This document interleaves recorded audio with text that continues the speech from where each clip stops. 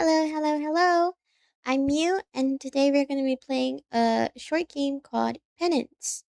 Um, this was made for the only one of any asset game jam this year.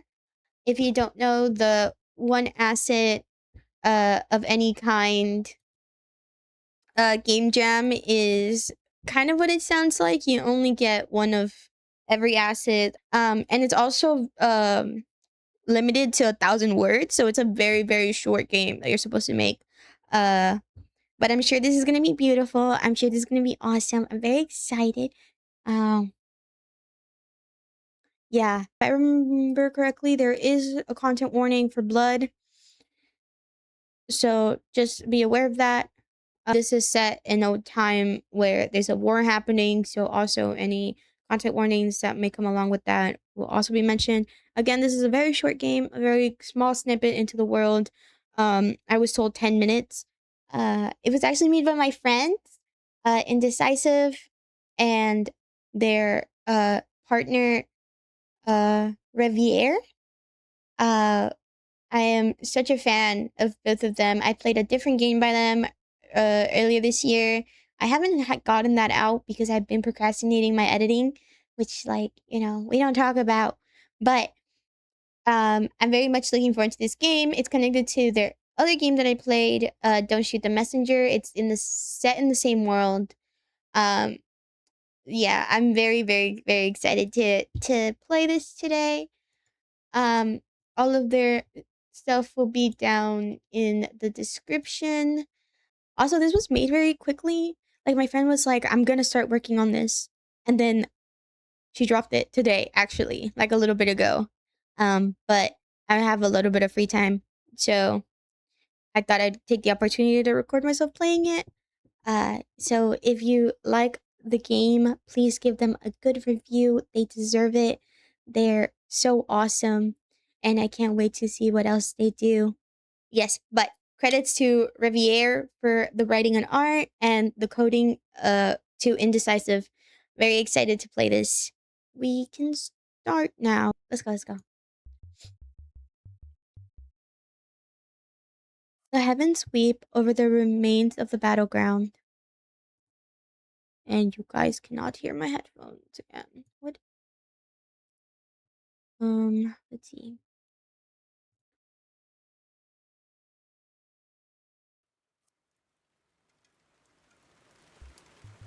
Okay, there we go. My brethren and foes surround me, united in death. Their bloodied weapons, cleaned by the rain, left to rust. Tents stood abandoned with tattered sleeping mats. Few still hold on to life, yet lack the strength to move. They wait for rescue, but the victors have already moved on. Oh, this is so beautiful. I'm so excited. Okay, sorry. Nobody's coming back for us. God, can you hear me? I know I've never kept up with prayer before. I never thought I'd need it. But you're my last hope now. Oh, his arm's gone. Okay. I figure it won't be long till I drop now. Everything's already spinning. He exhales shakily. What am I doing?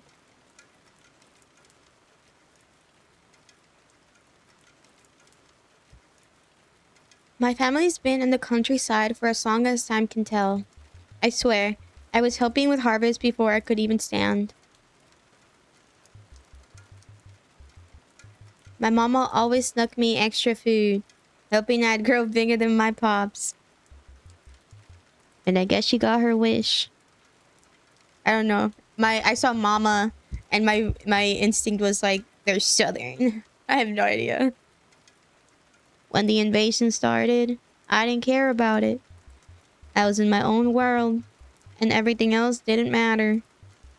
But then it came to take me with it, forced me to go. If my mama ever taught me anything, it's that things worth doing are worth doing well. Guys, I live in Texas. This is technically not prejudice. This is what people sound like to me. I'm just bad at it. I've always been a stickler for the rules. Listening gets you far in the ranks. I was put in charge of a squadron, and I led them all around doing whatever tasks I had. I was just parroting commands, and we were all executing someone else's grand scheme. I never thought too far into it. It was almost like a game. Each success I had was just me earning points. It didn't matter what I destroyed or who I killed because it was just events in my story. Just like the grand night tales I was raised on. People who opposed me deserve what happened to them. The second they chose the wrong side, they were fated to die. Without them, I'd still be with my family, working the summers away and lazing through the winters. But about a week ago, something changed in my mind. You see, there was a small village near the border. Well, small as in there weren't many people, but their fields were grand. Each field could fit at least 10 of my fields at home. However, they were ill-fated to feed those bastardly invaders. And so, with my luck, my next task was to destroy them. And I did. I've seen my fair share of the war's horrors. Evil notification sound, what the hell? I've seen my fair share of the war's horrors. I've killed people with my own hands, and I've seen people lose everything. I've seen injuries and ailments not even fiction would have the soul to tell. But none of it felt real until then. The fields were burned to the ground, and the sky was painted black with their cinders. The smell reminded me of my father's cooking. The fire spread from the fields to the houses, and it didn't take long for the whole village to be engulfed. Right before I left, I watched the cottage collapse. The wooden beams turned to ash, and the rest of the building crumbled after. There was a man still in there, but then all I could see was his head and arm. He must have been gone for a while. His face was already pale, but he looked like an ordinary man.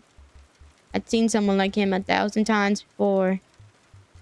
It felt like his blanking, lifeless eyes bore into mine. I couldn't meet his gaze anymore. His arm stood out of the rubble, bent the wrong way. His flesh blackened and flaked away, like the burnt firewood I cleaned from the stoves after cold winter nights, crackling and when all of my memories go, his face would be the last one I see. I can't help but wonder if in another life that was me. If I stayed in the peace of my home, would a war find me? Would I be burned beneath my house? I can't shake the cruelty of it. I have no way of knowing if that person was even aligned with the invaders.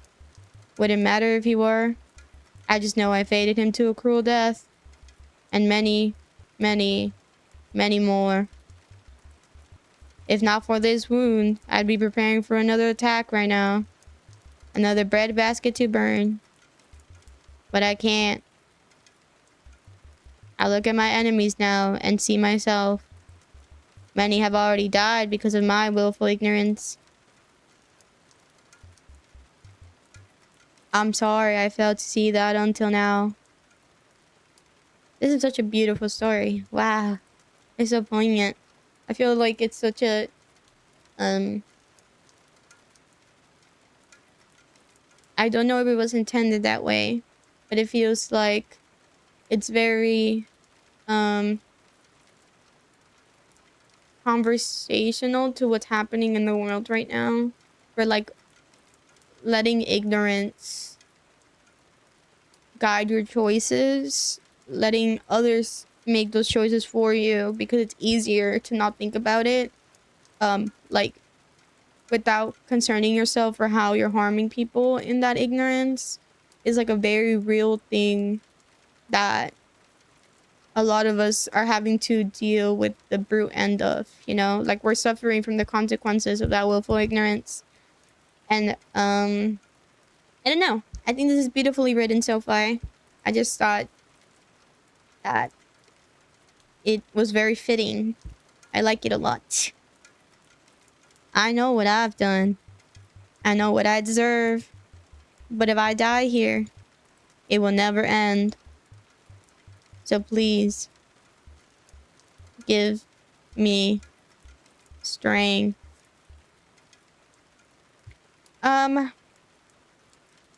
We are going to save here. Wait, what? Why did I say that? Okay. All right. You've earned your vest now. Wreck your redemption on the world. Let's see what happens if we just let him close his eyes forever. His head perks up one more time, and he stares into the sky. The rain pounds against his face. Each drop rolls down to the gaping wounds in his arm. His blood slowly pulls around him. A daze steals his consciousness away. Oh, we're fading out. His posture loosens at first, then he crumbles forward into the mud. His last thoughts were prayers. Let his next life be peaceful, and let his family be safe. Justice has finally caught up to him. Oh, that is so good. Okay. Let's go see what the other ending says. Right here. Wreck your redemption on the world. His body explodes with vitality. His arm, once spewing blood, had mended. Are we God? Is that the premise? Like, we're God? Okay. Because, yeah. Because the description says, like, his only hope now is you. And then he says earlier, he says, like, God is my only hope now. So I guess we're God. And we're, like, choosing to let him redeem himself instead of die. Interesting. Okay. That makes sense. He inspects his arm and then looks towards the heavens with a wry smile. Using his sword, he stumbles back onto his feet. Oh, and now he's seeing the light, but like the light of day, not like the light at the end of the tunnel. Forward on he marches. Along his path, he finds a wounded invader clinging to life like he was moments ago. After a moment of hesitation, he picked the soldier up and kept moving forward. This mercy won't go to waste. Whoa! That was so good. That was so good. They did such a good job. The art was beautiful, and the story was beautiful. The writing was beautiful. Like, that was, I think the page says around 950 words, but it was like gorgeous. It was like beautifully written. I really, really like that. Really like that. Yeah, that was it for Penance. I hope you enjoyed the story. Please go give it a good review if you feel inclined to. Feel free to follow me if you liked watching me read this. This is a very short story, so obviously we didn't get to spend a lot of time together, but I hope it was quality time together. Have a nice rest of your day, and I'll see you next time. Bye bye.